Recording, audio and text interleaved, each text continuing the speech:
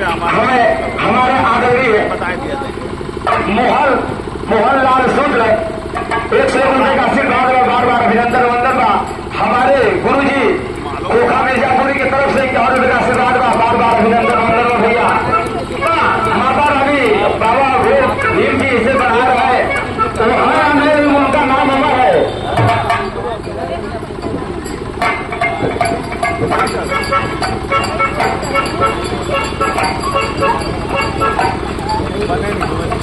Hello, engineer Pannalal की तरफ से 101 रुपये का आशीर्वाद व बार बार अभिनंदन वंदन बा। जय भीम, जय भारत, नमो बुद्धाय।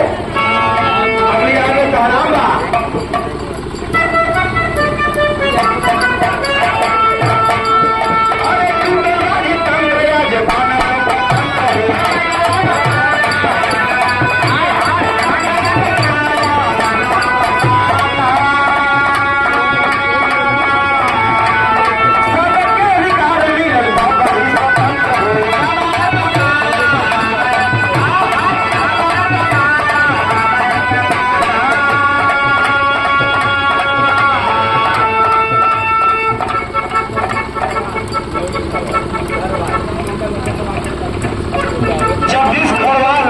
मंडल अधिकारी की तरफ से 101 रुपये का आशीर्वाद और बार बार वंदन वंदन बा।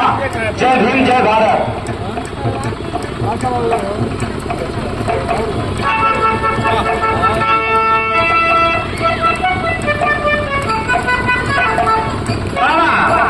क्या बात था? उस समय हम लोग को अधिकार नहीं था, लेकिन आज हम लोग को अधिकार मिल गया है। सबसे महान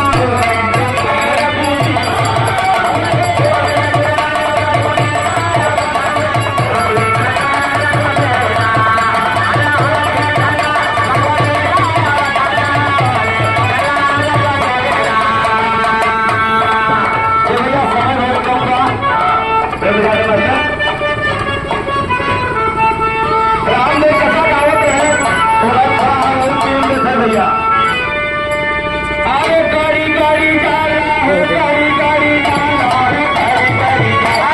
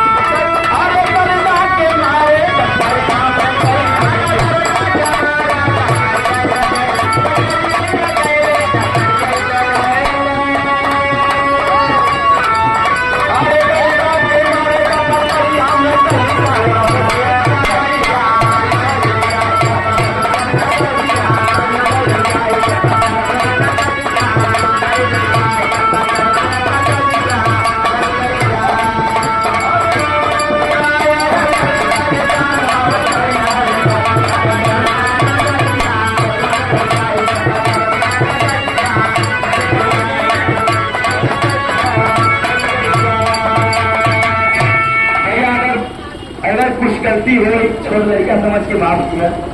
अब समय का भाव का समय नायका गीत तो बहुत बा सबसे पहले प्रणाम नमस्कार जय हिंद नमो उठाए।